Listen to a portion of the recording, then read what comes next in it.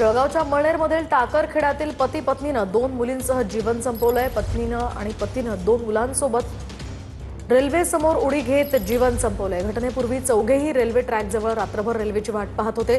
कौटुंबिक वादातनं कुटुंबानं जीवन संपवल्याची सध्याची माहिती आहे। जळगावच्या अंमळनेर तालुक्यातल्या टाकरखेडा या गावामधील पती पत्नीने आपल्या 2 मुलांसह रेल्वे खाली झोकून देत जीवन संपवल्याची धक्कादायक घटना आज समोर आलेली आहे।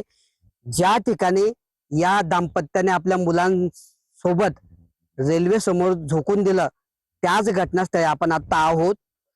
या दाम्पत्यापैकी जी महिला आहे त्या महिलेचं प्रेम संबंधातून ही घटना घडल्याचा प्राथमिक संशय या ठिकाणी पोलिसांकडून व्यक्त केला जातो आहे आणि त्याच घटनेच्या पार्श्वभूमीवर संबंधित एका व्यक्तीला जे आहे पोलिसांनी ताब्यात घेतल्याची देखील माहिती या ठिकाणी समोर येत आहे। किशोर पाटील, TV9 मराठी, जळगाव।